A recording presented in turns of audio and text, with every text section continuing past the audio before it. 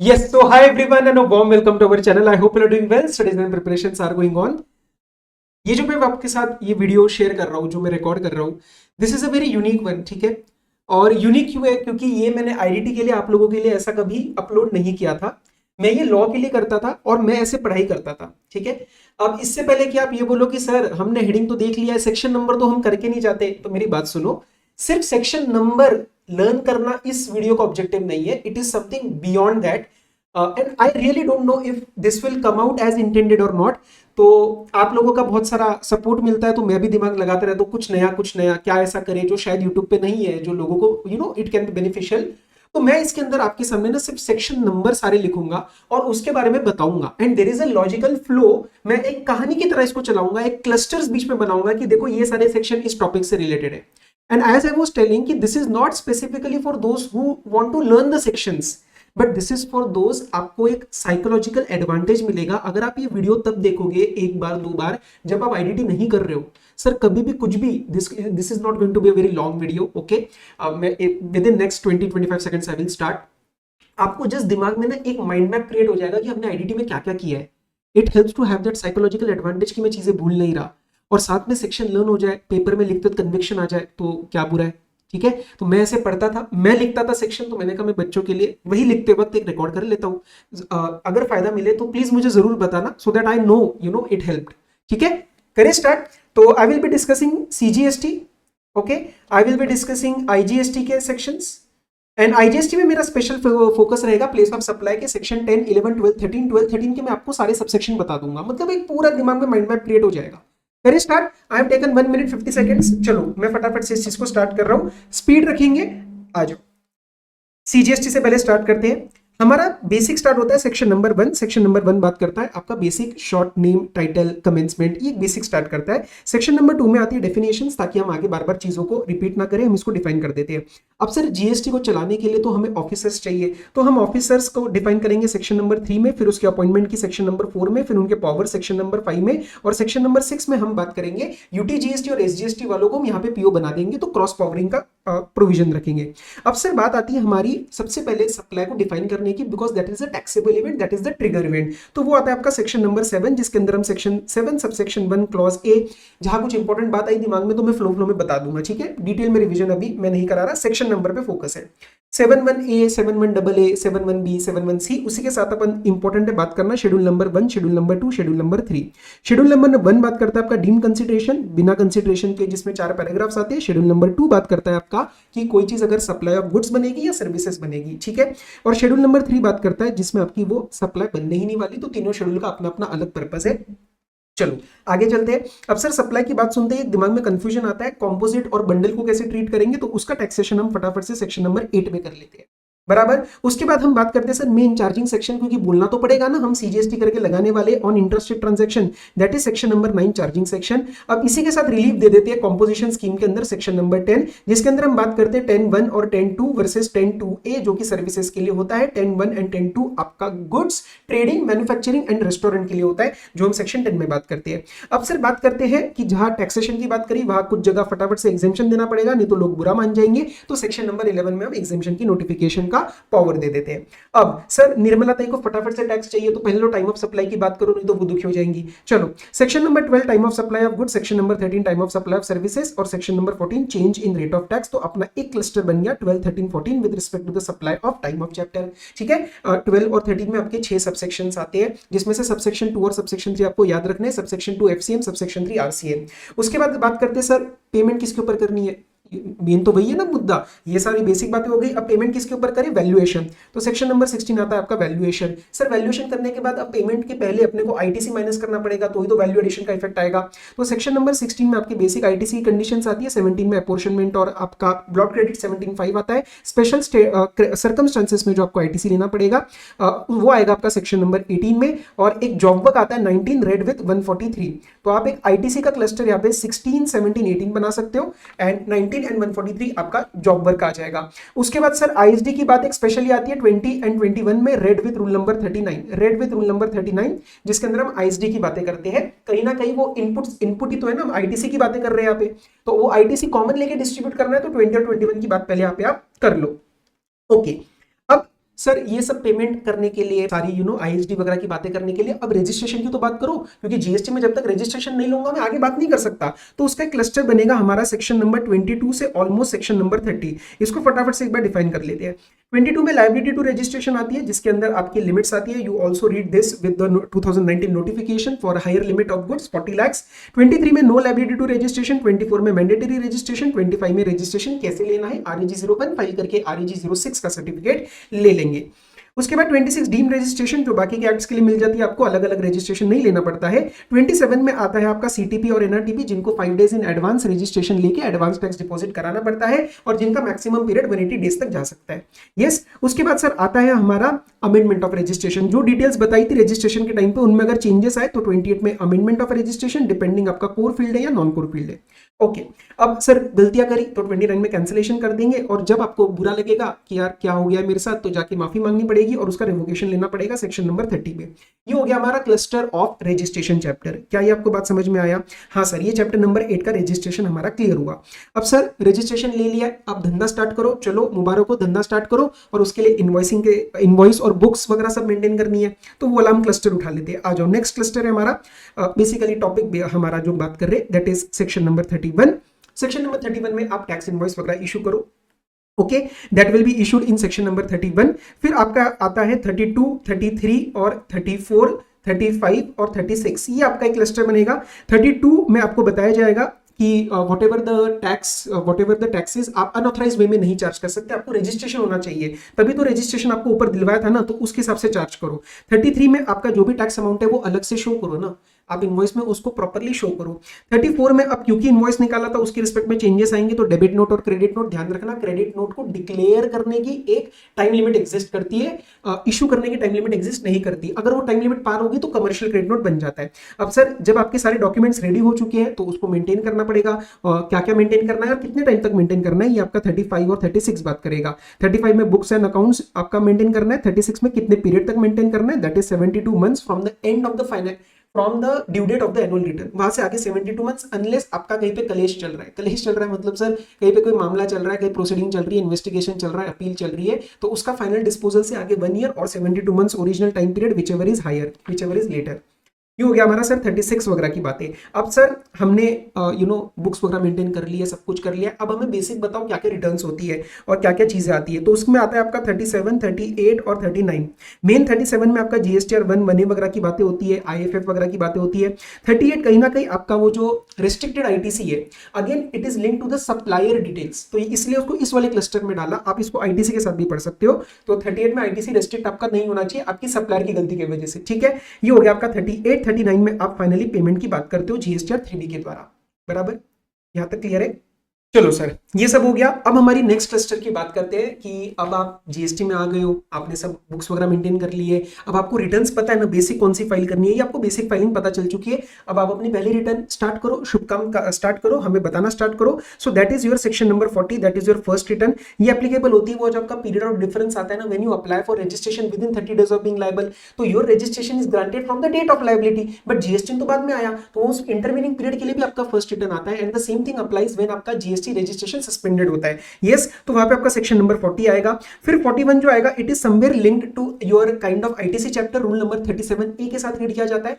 Supplier की ही returns के ऊपर बात की जाती है कि अगर सप्लायर ने 30 सितंबर तक 3B नहीं फाइल करी तो उसका कॉरेस्पॉन्डिंग आईटीसी रेसिपिएंट को 30 नवंबर तक रिवर्स करना पड़ता है। That is read with rule number 37A।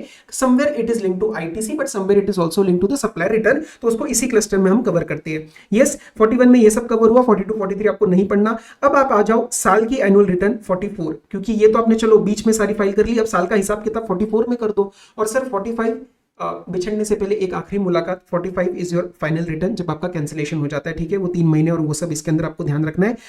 45 में फाइनल रिटर्न तभी फाइल करी जाएगी जब आप 39 में 3B फाइल करने के लिए लायबल थे। तो जैसे ISD होते हैं, TDS और TCS वाले लोग होते हैं, OIDAR वाले लोग होते हैं, जिनको 3B की फाइलिंग नहीं करनी होती, उनको 45 की फाइलिंग भी नहीं करनी होती। यस, आपका सब रिटर्न्स वगैरह का पता चल गया। अब अगर आपने नहीं फाइल किया तो हम आपको नोटिस भेजेंगे सेक्शन नंबर 46 में। Yes, and then we will levy the late fee, because आपने लेट किया तो सेक्शन नंबर 47 में आपको हम नोटिस 47 में हम आपको लेट फी लगाएंगे, 46 में हम आपको डिफॉल्टर को नोटिस भेजेंगे, एंड क्योंकि अब सर आपको पता नहीं है काम कैसे करना है, क्या करना है, तो हम आपको एक जीएसटीपी का प्रोविजन दे देते हैं। प्रैक्टिशनर्स होते हैं, आप उनसे काम करवा सकते हो ऑथराइजेशन देखिए 48 के अंदर। अब सर सारा तो पता चल गया, फाइलिंग वाइलिंग में कर रहा था, मुझे प्रॉब्लम आया पेमेंट कैसे करूं, तो वो payment of tax, interest, penalty, कैसे यूटिलाइजेशन, वो सारा सेक्शन नंबर 49 में होता है। सर इंटरेस्ट का कैलकुलेशन कैसे करेंगे, वो 50 आके आपको बता देगा। यस, फिर दो चीजें, ई कैश लेजर में जो डिपॉजिट करवानी पड़ती है, मतलब क्रेडिट करके मेरे को क्लेम मिल जाता है, दैट इज 51 एंड 52। ये दोनों भाई हमेशा साथ रहेंगे, लर्न करना। 51 टीडीएस, 52 टीसीएस, ठीक है, समझ में। अब 53 और आपका सेक्शन नंबर 54। 53 क्या है भाई, जब आपने सारी रिटर्न्स फाइल करी तो आपने आईटीसी वगैरह यूटिलाइजेशन किया होगा ना इसमें, तो उसके हिसाब से गवर्नमेंट्स आपस में डील करेगी। So this will be known as transfer of ITC, जो गवर्नमेंट्स आपस में डील करती है कि भैया आईटीसी किसके लिए यूज करा गया, तो उतना वो पैसा उसको ट्रांसफर करना पड़ेगा। That happens under section 53। अब सर सारा हो गया, अब मुझे पता चला मेरा तो रिफंड ड्यू है, तो मुझे रिफंड क्लेम करने दो। 54 में रिफंड मिलेगा, 55 में भी रिफंड मिलता है UN and specified international organization को, और इसके इंटरेस्ट की बात होती है आपके सेक्शन नंबर 56 में, और जो भी पैसा रह जाए वो डिपॉजिट किया जाता है कंज्यूमर वेलफेयर फंड 57 और 58 में। तो आपका ये एक इंडिविजुअल क्लस्टर बन जाएगा। 54 टू 58 आप लर्न कर सकते हो साथ में, बराबर। सर अब मुझे पता तो चल गया मुझे रिटर्न्स वगैरह फाइल करनी है, लेकिन असेसमेंट वगैरह कौन, पहले तो आप खुद से असेसमेंट करो सेक्शन नंबर 59 में। अगर आपको कोई दिक्कत आ रही है तो आप प्रोविजनल बेसिस पे करवा लो, उसके बाद उसको फाइनलाइज कर लेंगे। सेक्शन नंबर 60 में आपका होता है प्रोविजनल असेसमेंट। जो असेसमेंट किया, रिटर्न्स फाइल करिए, उसको चेक करने का वक्त आ चुका है। Now we will pick a different colour. Now उसको चेकिंग में लेके आते हैं। 61 में हम आपका स्क्रूटिनी करेंगे, कुछ गड़बड़ आया तो आपसे बात करेंगे। यस, फिर 62, 63 और 64 आपको साथ में लर्न करने हैं। 62 नॉन फाइलर्स का बेस्ट जजमेंट कर देंगे, 63 अनरजिस्टर्ड पर्संस का जजमेंट करेंगे, और 64 समरी असेसमेंट का करेंगे। ठीक है, ये बात याद ध्यान रखना। 62 और 64 में विड्रॉल ऑफ असेसमेंट भी हो सकता है, उसके ऊपर अलग सा क्वेश्चन आता है। तो ये हमारा तीनों का एक क्लस्टर बन जाएगा। ओके, 62 हो गया, 63 हो गया, 64 हो गया। अब आता है आपका ऑडिट। अब सर सारा स्क्रूटिनी हो गया है, बेस्ट जजमेंट हो गया। अब उसके बेसिस पे हमें लग रहा है एक बार आपके बुक्स में कुछ काला है, दाल में कुछ काला है, तो इसका ऑडिट करा लेते हैं। So that will B 65 and 66। 65 is your normal audit, 66 is your special audit. तो ये आपके 65 और 66 के सवाल, you know the sections will be clear. अब सर बात करते हैं हमारे इंस्पेक्शन वगैरह की, क्योंकि अब बेसिक चीजें हो गई है। Now let's move on to inspection, demand. अब सर पैसा निकलवाने का वक्त आ चुका है, हमने आपको सब कुछ बता दिया क्या क्या करना था। अब गलतियां वगैरह पकड़ने का समय आ चुका है, इंस्पेक्शन का समय आ चुका है। 67 में आपका इंस्पेक्शन, सर्च, सीजर वगैरह किया जाएगा। 68 में आपके गुड्स इन मूवमेंट, क्योंकि आपके गुड्स कहीं ना कहीं चल रहे होंगे, मूव हो रहे होंगे, तो उसका हम यहाँ पे 68 के अंदर इंस्पेक्शन करेंगे, basically of the goods in movement. Okay, 69 में हम आपको अरेस्ट करेंगे।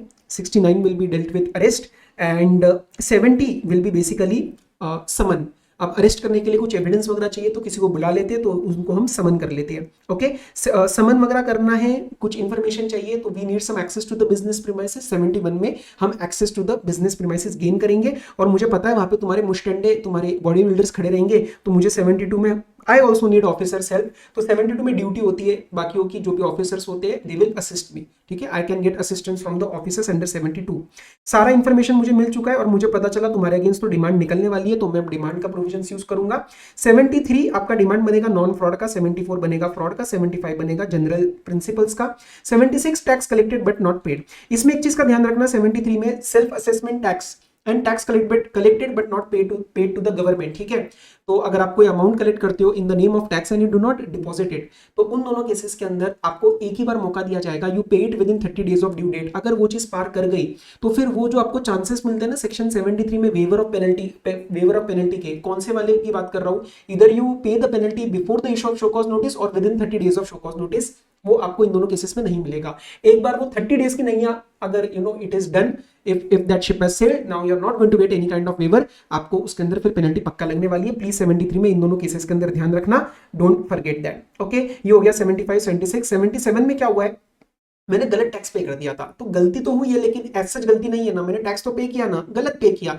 तो जो गलत पे किया, क्यों गलत पे किया, इंटर को इंट्रा मान लिया, इंट्रा को इंटर मान लिया, तो गलत वाला वापस ले लो रिफंड, और सही वाला पे कर दो, इंटरेस्ट नहीं लेंगे आपसे। ठीक है, तो ये कहीं ना कहीं रिफंड में भी आ जाता है, कहीं ना कहीं ये गलती में भी आ जाता है। ये सब बातें यहाँ पे हो गई। डिमांड पता चल गई है ना, तो डिमांड पे करो 3 महीने में। सेक्शन नंबर 78 नहीं पे किया तो रिकवरी के डंडे, सेक्शन नंबर 79। अब सर डंडे मारने से पहले मेरी थोड़ी सी हालत खराब है, इंस्टॉलमेंट्स अलाउ कर दो ना। सेक्शन नंबर 80 इंस्टॉलमेंट्स अलाउ करना। मैं आपकी मैक्सिमम 24, सेल्फ असेसमेंट टैक्स में नहीं मिलता, लेस देन 25,000 में नहीं मिलता। रिकवरी का डंडा ऑलरेडी चल रहा है 79 का, तो भी आपको 80 का इंस्टॉलमेंट का बेनिफिट नहीं मिलता। पिछले साल मना किया था, तब भी आपको इंस्टॉलमेंट का बेनिफिट नहीं मिलता। लो आपका सेक्शन 80 भी मैंने साथ साथ रिवाइज करा दिया है। यस, उसके बाद ट्रांसफर ऑफ प्रॉपर्टी जो है आपकी वॉइड मानी जाएगी अगर आपको पता है कि आपसे टैक्स ड्यू है और आपने एक गलत इंटेंशन के साथ डिफ्रॉड करने के लिए यू ट्रांसफर्ड इट, तो सेक्शन नंबर 81 में हम उसको वॉइड कर देंगे। ठीक है जी।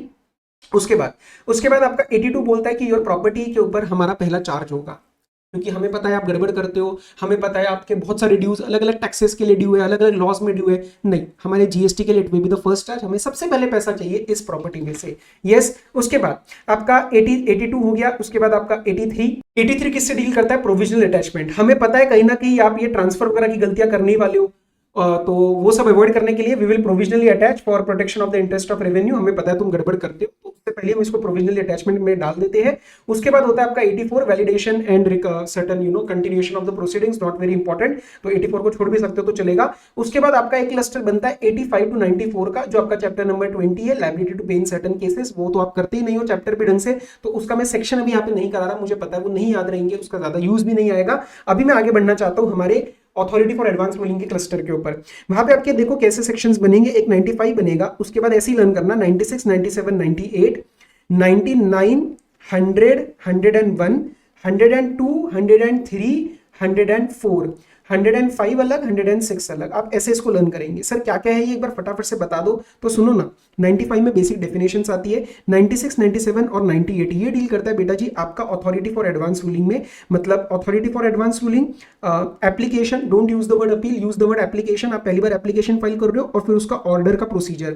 फिर 99 में और 100 और 101 ये तीनों डील करते हैं appellate authority for advance ruling. तो 99 में you define the basic appellate authority for advance ruling, then you file the appeal and then you get the order. तो ये 3 और 3 आपके साथ में लर्न हो जाएंगे। फिर 102, 3 एंड 4 एक साथ लर्न करना है with respect to all the 3। 102 बात करता है रेक्टिफिकेशन ऑफ ऑर्डर की, कुछ गलती होगी तो सर उसको हम चेंज कर देंगे, कोई दिक्कत नहीं है, there will be minor rectification. 103 बात करता है एप्लीकेबिलिटी की, तो एप्लीकेबिलिटी किस पे रहेगा? उस टैक्स पेयर पे रहेगा, उन ऑफिसर्स पे रहेगा। ठीक है, so this right is available in personam, not rem. Not rem मतलब पूरे पब्लिक के लिए नहीं है ये राइट, उस बंदे के लिए है। ठीक है, और उसके बाद नल एंड वॉइड, अगर आपने कुछ झूठ बोल के लिया होगा तो we will consider this as null and void from the start, तो वो 104 में आ जाता है। 105 और 106 में एज सच जो इसके प्रोसीजर्स आते हैं, तो 105, 106 अलग से नहीं करोगे तो चल जाएगा। ठीक है, अब सर सारा कुछ तो हमारा बेसिक पता चल गया, एप्लीकेशन हो गई, एडवांस रूलिंग हो गई, लॉस पता चल गए, तो सर अब क्या है, अब ऑर्डर्स वगैरह भी आएंगे लोगों के, तो उसके अंदर फिर हमें अपील्स फाइल करनी है। अब डिस्प्यूट लेवल पे हम जाना चाहते हैं। ठीक है, now we will slowly go to the dispute level. तो डिस्प्यूट लेवल में आपका सेक्शन 107 बनता है आपका एपेलेट अथॉरिटी, फिर आपका बनता है 108 रिविजनरी अथॉरिटी। तो ये साथ में लर्न करना, रिविजनरी अथॉरिटी और एपेलेट अथॉरिटी में क्या फर्क है। बेसिक एपेलेट अथॉरिटी जो होती है वहां पे जाके हम अपील फाइल करते हैं, मैं या डिपार्टमेंट। 108 में क्या हो रहा है, 108 में एक अथॉरिटी है, उसको अपने ही जूनियर का जो ऑर्डर है वो गलत लग रहा है। ठीक है, तो वो उसके अंदर जो है वो रिवीजन डाल देगा, तो दैट इज 107 एंड 108। फिर सर 109, 10, 11 को छोड़ दो, आप 112 एक अच्छे से ध्यान रखो, जिसमें मैं ट्रिब्यूनल के अंदर अपील फाइल करता हूं। एक 115 आपको ध्यान रखना है, जिसके अंदर बात करी जाती है with respect to the interest on pre deposit. ठीक है, इंटरेस्ट ऑन प्री डिपॉजिट, जो भी एपेलेट अथॉरिटी और ट्रिब्यूनल के पास जाने के लिए आप 10%, 20% apart from the self admitted liability you have to deposit the pre deposit whatever it is, and जो भी उसमें से अपार्ट फ्रॉम डिस्प्यूटेड होगा वो आपको वापस मिलेगा अगर आप अपील जीत जाते हो। उसके अंदर जो इंटरेस्ट मिलेगा that will be levied, that will be refundable to you along with interest. मतलब जो इंटरेस्ट का डेट है that will be from the date of payment. वो बात सेक्शन नंबर 115 में लिखी है। ठीक है, उसके बाद सर हमारा 116 होता है ऑथराइज रिप्रेजेंटेटिव। ये सब अब अपील के प्रोविजन से, तो 116 इज योर ऑथराइज रिप्रेजेंटेटिव। मैं जाऊँ, मेरे को कोर्ट में डर लगता है, तो मैं ऑथराइज रिप्रेजेंटेटिव के साथ जाऊंगा, वो मेरे लिए रिप्रेजेंट करेगा।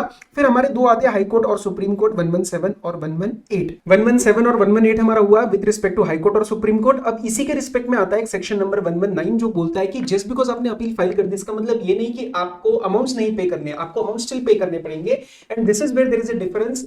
एपेलेट अथॉरिटी में, ट्रिब्यूनल के अंदर जब मैं प्री डिपॉजिट को जमा कर देता हूं तो मुझे बैलेंस अमाउंट नहीं पे करना पड़ता, रिकवरी के ऊपर स्टे लग जाता है। बट वैसा 117 और 118 के रिस्पेक्ट में नहीं है, unless you take a specific stay order from the court.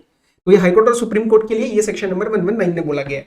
Yes, okay. उसके बाद सर कुछ बेसिक बातें और जो हम करते हैं सेक्शन नंबर, अब मैं आपके सामने कुछ ही सेक्शंस लेके आऊंगा क्योंकि balance, miscellaneous provisions and appeals जो आपके ऑफेंसेस के हैं सारे आपसे लर्न नहीं होंगे और सारे इंपॉर्टेंट भी नहीं है। 122 में आपके पेनल प्रोविजंस आती है जो कि आपको इंपॉर्टेंट है लर्न करना। 125 में एक जनरल पेनल्टी आती है, यस 25,000 की 25,000 तक की। फिर एक सेक्शन 126 आता है, this talks about the general discipline with respect to the penalty, की जैसे माइनर ब्रीच वगैरह है लेस देन 5,000 वाला, तो आप उसके अंदर जो है you do not charge, you आप पेनल्टी मत लगाओ। ओके देन अच्छा 120 और 121 सर ये अपने आप में इंपॉर्टेंट है, ये दोनों आपको साथ में लर्न करने हैं। 120 वो है जिसमें डिपार्टमेंट अपील नहीं फाइल कर सकता, 121 है उसमें कोई भी अपील नहीं फाइल कर सकता। 120 में वो जो लिमिट्स लगती है 20 lakh 1 CR 2 CR tribunal high court supreme court, तो उसके ऊपर अमाउंट नहीं जा रहा, अमाउंट इन्वॉल्व नहीं जा रहा, तो department can not go for an appeal. And 121 में देयर आर 4 ऑर्डर्स जो कि नॉन अपीलेबल है, तो आप उसके अगेंस्ट कहीं पे भी अपील नहीं फाइल कर सकते, नॉट इवन एपेलेट अथॉरिटी। जैसे फॉर एग्जांपल प्रोसिक्यूशन स्टार्ट हो रहा है, प्रोसीडिंग्स को ट्रांसफर किया जा रहा है, सेक्शन 80 का अगर कोई ऑर्डर आ रहा है या फिर डिटेंशन सीजर ऑफ बुक्स हो रहा है, तो वो 4 ऑर्डर्स के केस में 121 में कोई भी अपील फाइल नहीं कर सकता। बराबर, ये हो गया आपका बेसिक 125 126। उसके बाद 129 और 130 ये आपको दो लर्न करनी है।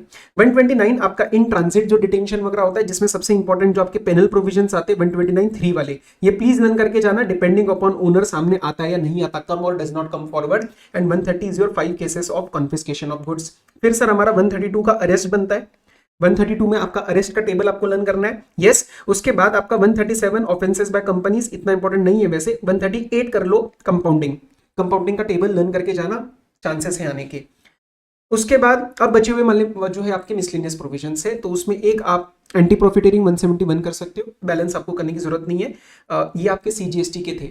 आई जेन्युइनली डोंट नो कि ये कैसा आपके सामने जाने वाला है, पहली बार ही कर रहे हैं, तो अगर अच्छा लगे तो आप पूरा दो बार 3 बार आप इसको रिवाइज कर सकते हो। मैं आपको IGST के भी सेक्शंस फटाफट से बता देता हूँ। And I will pay special focus on all the subsections of place of supply, क्योंकि वो भी आपके लिए लर्न करना इंपॉर्टेंट है, कहीं ना कहीं कन्विक्शन आता है। यस अब IGST के जो है आप स्टार्ट करते हैं। मेजर इसका स्टार्ट होता है सेक्शन नंबर 5 से, जो कि है चार्जिंग सेक्शन। चार्जिंग सेक्शन के साथ साथ एग्जेम्पशन देना जरूरी है, तो सेक्शन 6 में एग्जेम्पशन की पावर आती है। बराबर 7, 8 और 9। Yes, 7 is your interstate supply, 8 is your intrastate supply and section 9 is your territorial water से अगर आप place of supply अगर आंसर आ जाता है तो in that case nearest coastal state वाला आपका ना आंसर बन जाएगा। Yes, now 7, 8, 9 हो गया। अब आपकी place of supply के रिस्पेक्ट में 10, 11, 12 और 13 आते हैं। 10 और 11 आपके गुड्स से रिस्पेक्ट में है, 12 और 13 आपके सर्विसेज के रिस्पेक्ट में है। 10 आपका डोमेस्टिक लेवल पे डोमेस्टिक लेवल पे गुड्स है, 11 आपका इंपोर्ट एक्सपोर्ट ऑफ गुड्स है, 12 आपका सर्विसेज का केस तब है जब supplier and recipient both are in India. Supplier को आइडेंटिफाई करना मत भूलना तरीके से, the person who is liable to pay the consideration, section 2 clause 93। और section 13 place of supply in case of services when supplier और रेसिपिएंट इज आउटसाइड इंडिया, तो एक बंदा बाहर है तो वहां पे सेक्शन नंबर 13 लग जाएगा।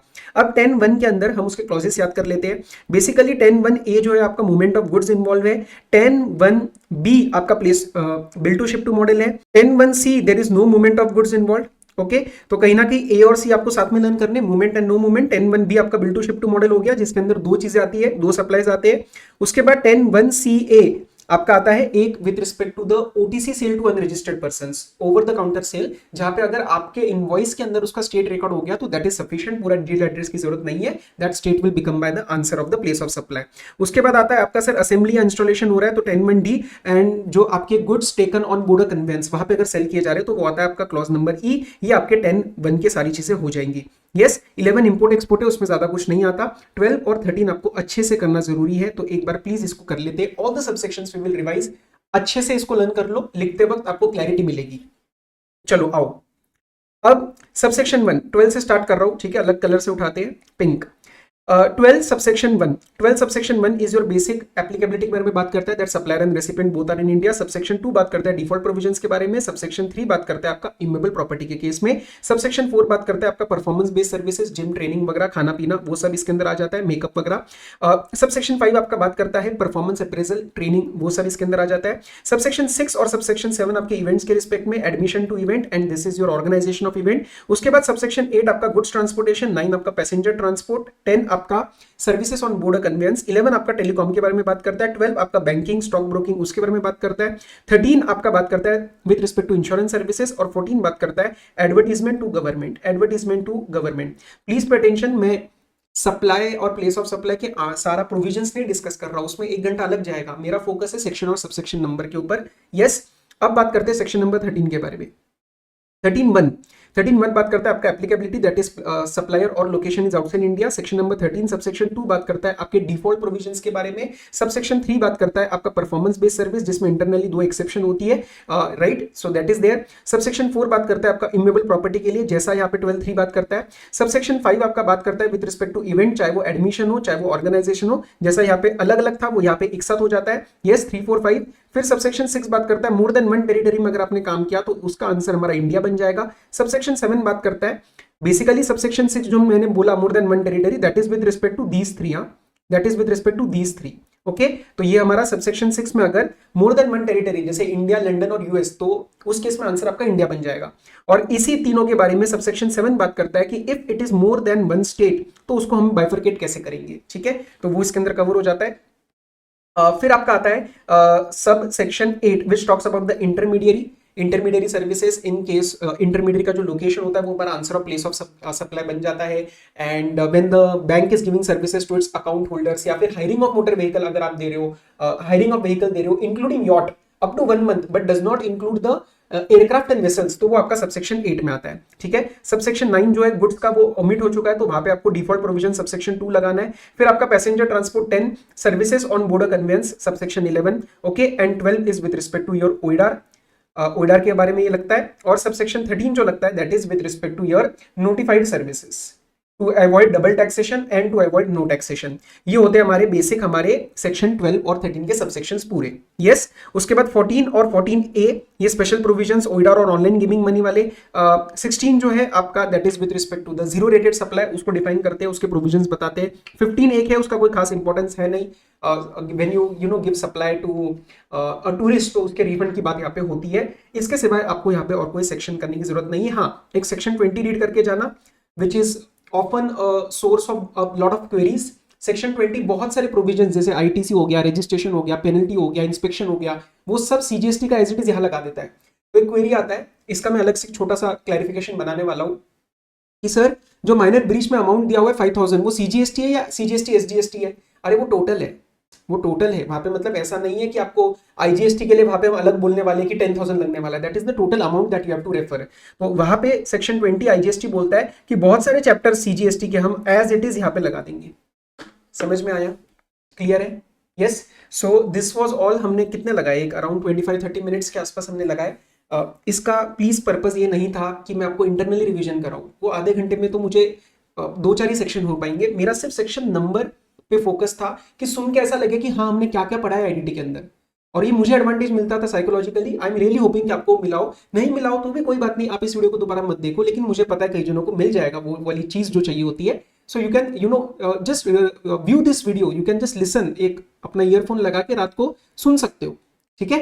तो that will help you. If it helps then do let me know in the comments, and it helps me to think of more videos, yeah, more resources that I can plan for you. Okay, so till then, all the very best, study well, take care, be safe, bye bye.